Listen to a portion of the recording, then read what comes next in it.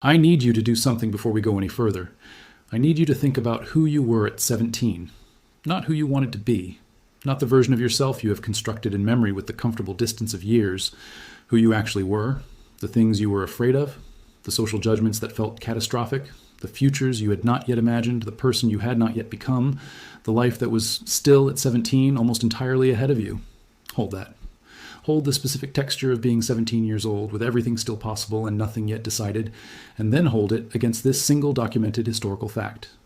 On the 22nd of February, 1943, in the town of Bosanska Krupa in occupied Yugoslavia, a 17-year-old girl named Lepa Radić was hanged by the Nazi occupation forces in a public execution designed to terrorize the civilian population into submission.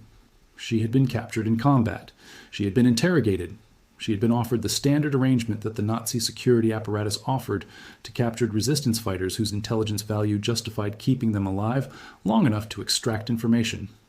Give us names, give us locations, give us the organizational structure of the network you belong to, and we will consider whether your life is worth preserving.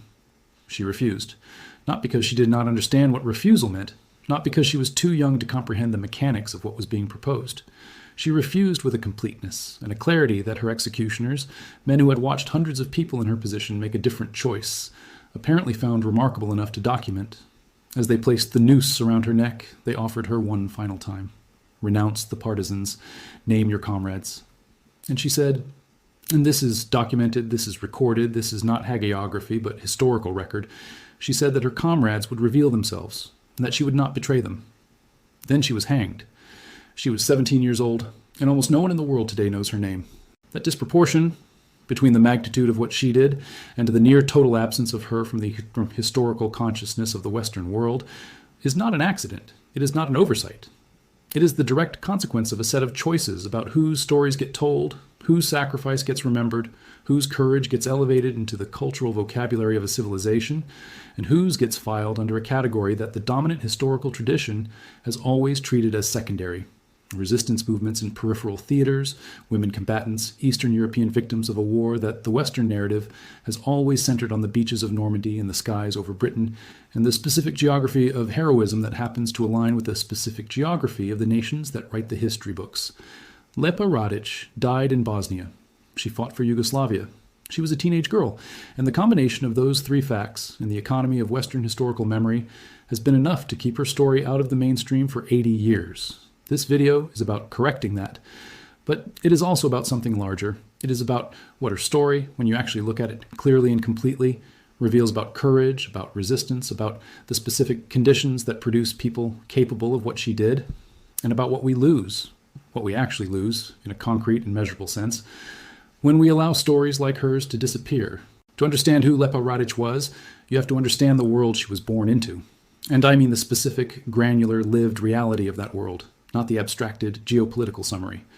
She was born on the 19th of December, 1925, in the village of Gaučići, in the region of Bosnia, which was at that time part of the Kingdom of Yugoslavia. Bosnia, in the 1920s and 1930s, was a region of extraordinary ethnic and cultural complexity, a place where Serbian Orthodox Christians, Bosnian Muslims, and Croatian Catholics had lived in proximity for centuries, sometimes in genuine coexistence, and sometimes in the carefully managed tension of communities that share geography without sharing political allegiance. It was also, by the 1930s, a region of significant social and economic stratification, where the rural poor, among whom Lepa's family lived, occupied a position of structural disadvantage that generated, in the political climate of the interwar period, a particular receptivity to leftist political movements that promised a reorganization of social relations along lines of equality rather than inherited privilege. Lepa's family was political. Her uncle, Slavko Radić, was a member of the Communist Party of Yugoslavia, the organization that would become, under the leadership of Josip Broz Tito, the organizational backbone of the Yugoslav Partisan resistance movement. This matters because it is one of the factors that tends to get flattened in the heroic individual narrative of resistance. The fact that courage of the kind Lepa Radić demonstrated is almost never produced in isolation. It is produced within communities of practice, within networks of political commitment, within families and social circles, where a certain set of values about justice, about solidarity, about the relationship between individual life and collective obligation, has been transmitted and tested and refined over years before the moment of ultimate testing arrives.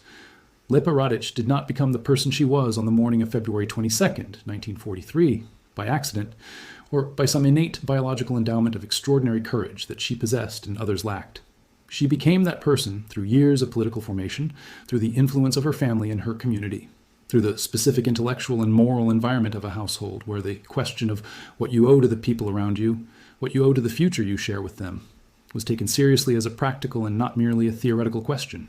She joined the Yugoslav Communist Youth League in 1941. She was 15 years old. To understand what this meant in concrete practical terms, you need to understand what Yugoslavia was in 1941. Germany had invaded in April of that year. The Kingdom of Yugoslavia had capitulated in 11 days, one of the most rapid military collapses of the war, and its territory had been carved up between the Axis powers and their local collaborators, with a thoroughness and a brutality that established from the first weeks of occupation the specific character of what the Yugoslav population was going to be subject to. The independent state of Croatia, established by the Axis as a puppet state encompassing Croatia and Bosnia, was administered by the Ustaše, a Croatian fascist movement whose racial ideology was borrowed wholesale from National Socialism, but whose implementation of that ideology was, in several respects, more immediately and more personally violent than anything the German administration had yet produced in occupied Europe. The Ustaše launched within weeks of taking power a systematic campaign of extermination directed at the Serbian, Jewish, and Roma populations under their control. The methods were not primarily the industrialized, bureaucratized killing of the German concentration camp system. They were personal: axe murders, mass drownings in the Sava River, throat cutting by hand on a scale so large that the German SS officers stationed as liaisons to the Ustaše government sent reports back to Berlin expressing something that, from the SS, constituted an extraordinary form of institutional concern, that the violence was so extreme, so openly conducted, and so operationally disorganized that it was creating unnecessary civilian resistance and complicating the military administration of the occupied territory. The SS was telling the Ustaše that they were being too violent. That is the environment in which Lepa Radić joined the resistance at 15 years old. The Yugoslav Partisan movement, which Lepa formally joined as a combatant in 1941 or 1942, the exact date is uncertain in the historical record, was not the romantic guerrilla force of popular mythology, though it had its romantic dimensions. It was, in the conditions of occupied Yugoslavia, a desperate and extraordinarily costly military organization fighting simultaneously against the German and Italian occupation forces, against the Ustaše, and against the Chetniks, a Serbian royalist resistance movement whose relationship to the Axis occupiers shifted repeatedly during the war, and which, at various points, cooperated with the occupation forces against the partisans. The partisans fought in terrain that offered them certain tactical advantages. The mountains of Bosnia and Montenegro provided cover and defensible positions that partially compensated for their chronic deficiencies in weapons, supplies, and trained personnel, but that simultaneously subjected them to conditions of physical hardship that contemporary accounts describe, with a consistency that makes them impossible to romanticize. Winter campaigns in the Dinaric Alps, without adequate clothing, without reliable food supply, without medical infrastructure sufficient to treat the wounded, with casualty rates that regularly consumed entire units in single engagements. Tito's 7 major offensives, as they are catalogued in military history, were not the triumphant operations their name suggests. They were survival events, desperate fighting withdrawals and counterattacks conducted by a force that was outnumbered, outgunned, and outresourced at almost every point in the war, and that survived largely through the willingness of its fighters to absorb casualties that would have destroyed a conventionally organized military force. Lepa Radić was one of those fighters.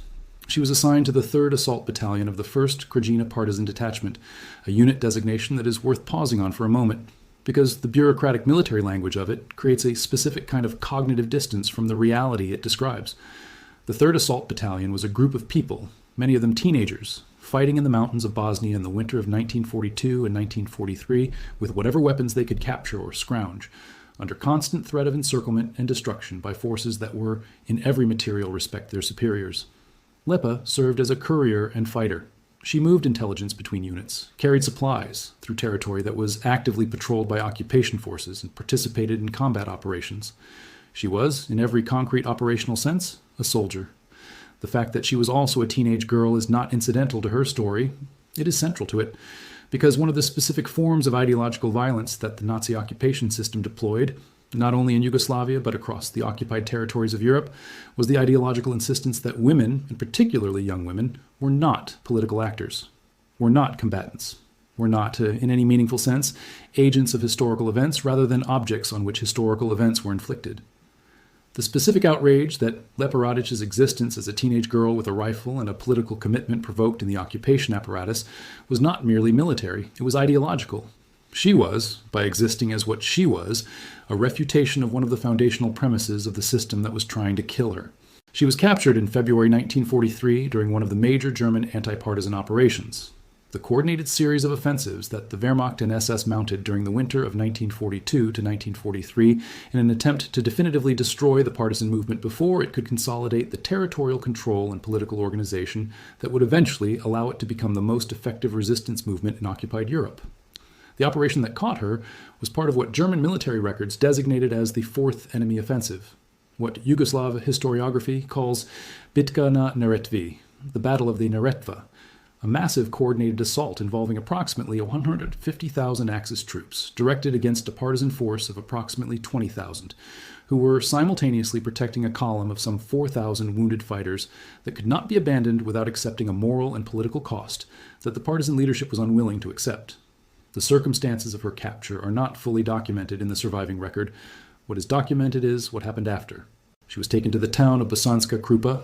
She was interrogated by the German security forces. And here is where I want to slow down because I think the speed at which we typically move through this part of the story, the interrogation, the refusal, the execution, is itself a form of the problem. We move quickly because the narrative is clean. She was asked, she refused, she died. It is a story that resolves itself into a symbol so efficiently that we rarely stop to sit with what it actually required of her. An interrogation in the custody of the Nazi security apparatus in occupied Yugoslavia in February 1943 was not a bureaucratic procedure. It was a sustained and systematic attempt to break a human being. The people conducting it were professionals at this. They had done it many times.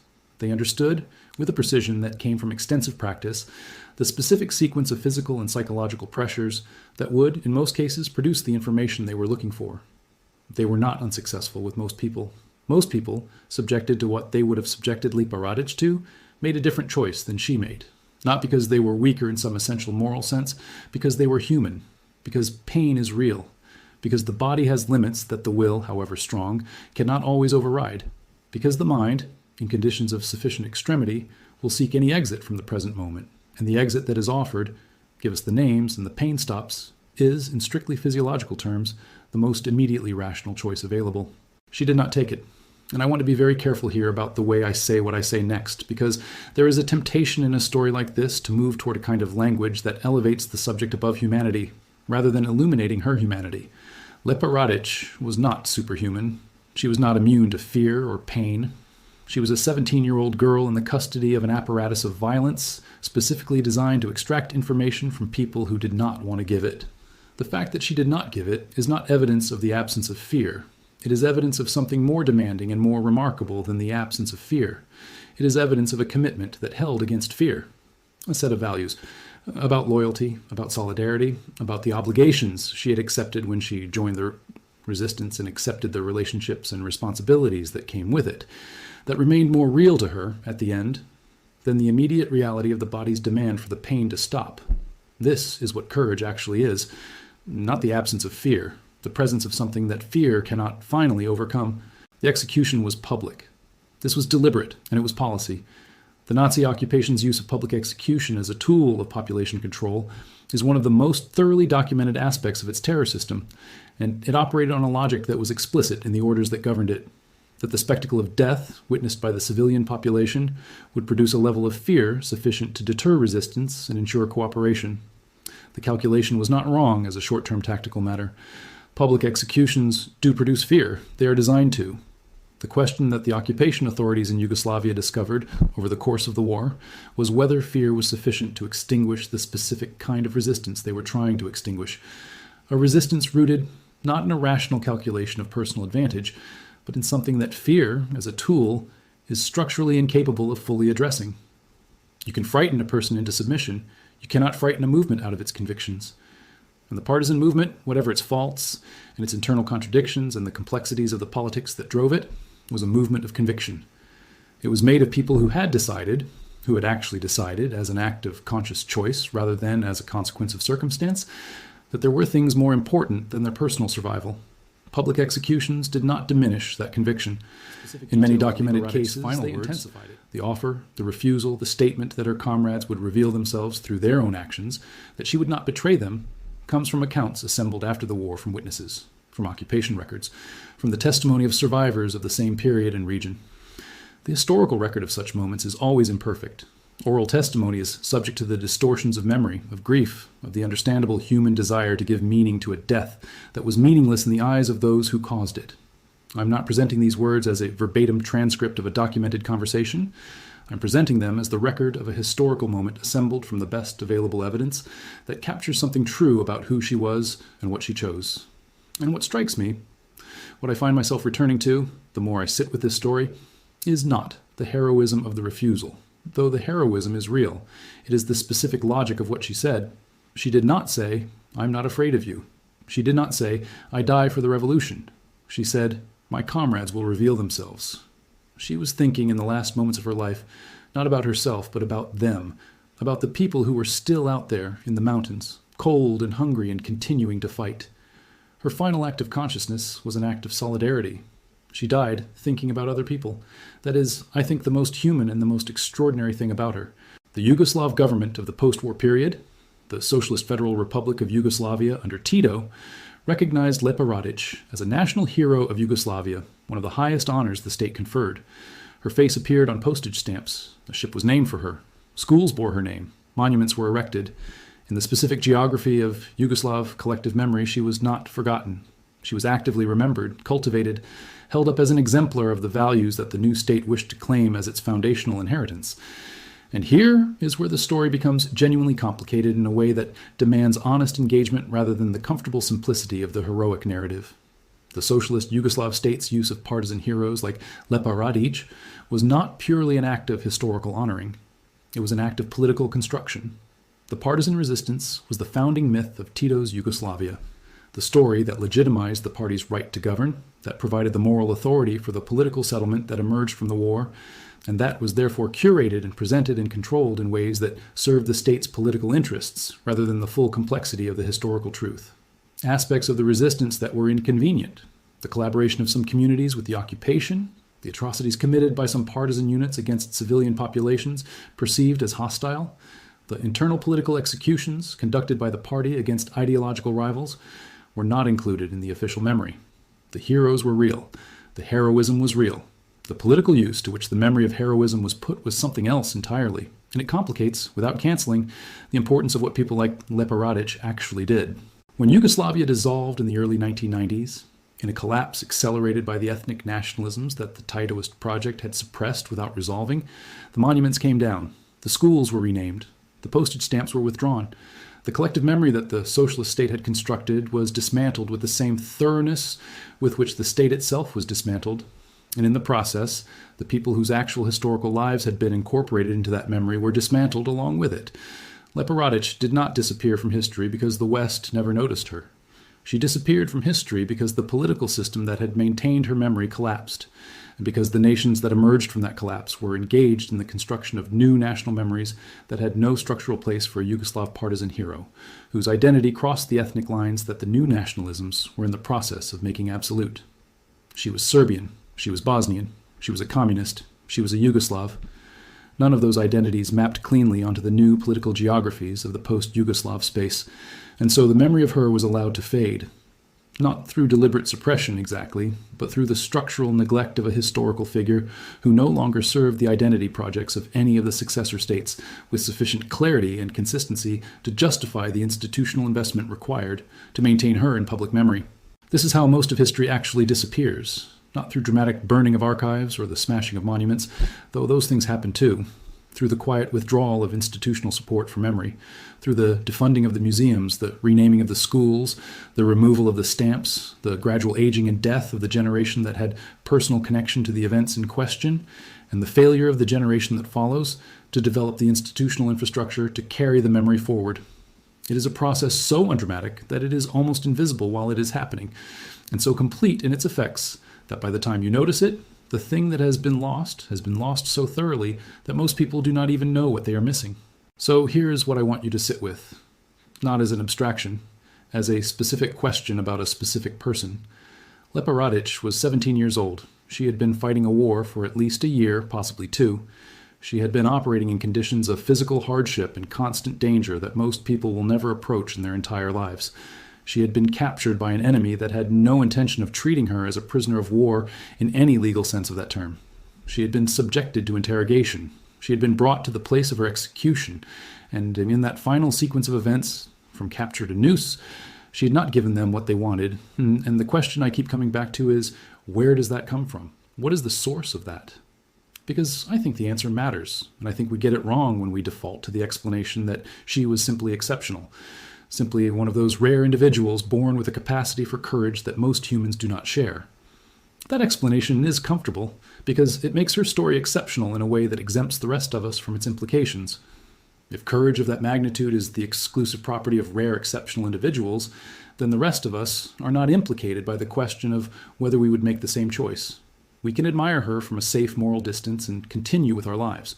But the historical record of resistance movements does not support that explanation.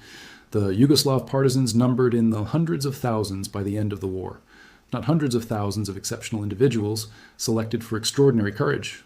Hundreds of thousands of ordinary people who had made specific choices, who had been formed by specific communities, who had been given specific reasons, not abstract and ideological reasons, but concrete, human, relational reasons, to understand their own lives as less important than the lives of the people around them and the future they were trying to create. The courage was not an individual property. It was a social product. It was something that communities, under specific conditions, with specific histories and specific values, produced in people who would not, in other conditions, have been capable of it. This does not diminish Lepa Radić. It deepens her, because it means that what she did was not a miracle of individual biology. It was the expression of a community's values through an individual who had internalized those values completely enough to hold them, literally, to the death. And that means that the question of how we build communities capable of producing that kind of commitment, that kind of loyalty, that kind of willingness to hold to something larger than yourself when everything in your body is screaming at you to let go, is not a sentimental question. It is one of the most practically important questions a civilization can ask itself. There's a category of historical knowledge that I think we are impoverished without, and it is the knowledge of what human beings have actually been capable of, tested at their absolute limits. Not the knowledge of what the powerful have achieved, or what the technologically sophisticated have built, or what the militarily dominant have conquered. The knowledge of what the powerless, the young, the structurally marginal have managed to hold on to when everything was designed to make them let go. This knowledge is not primarily useful as inspiration in the motivational sense, as a kind of historical proof that humans can endure hardship, deployed to encourage people facing difficulties that are not remotely comparable to a Nazi interrogation. It is useful in a different and more demanding sense. It is useful as a calibration of what human commitment actually means when it is real. When Lepa Radić refused to give names, she was not performing courage for an audience. There was no audience she cared about impressing. She was honoring a set of relationships and commitments that she had decided at some point before that moment were more real than her own life. That is not metaphor. That is a literal description of what she chose. And the question of what it means to have commitments that real, commitments that do not dissolve when they are most expensive to maintain, is a question that cuts directly through whatever distance you might be trying to maintain between her story and your own. Because here's the thing about living in a period of relative political stability and material comfort, and I say this as someone who lives in exactly that kind of period. The very conditions that make life comfortable tend to make it difficult to know what you actually value versus what you merely prefer. In the absence of the kind of pressure that would force you to choose, it is genuinely difficult to know whether your commitments are real in the way Lepa Radić's were real, or whether they are preferences that you maintain because maintaining them costs you nothing significant. I'm not arguing that we should manufacture crises in order to test our commitments. I am arguing that the stories of people who were tested, who did not choose the testing, who were subjected to it by forces entirely outside their control, and who held, those stories are not sentimental historical footnotes. They are data. They are evidence about the actual range of human moral capacity.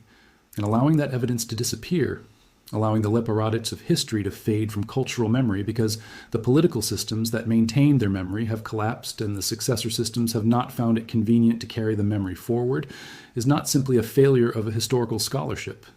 It is a diminishment of our collective understanding of what we are capable of. It is a narrowing of the human imagination that costs us something real, even if the cost is difficult to quantify.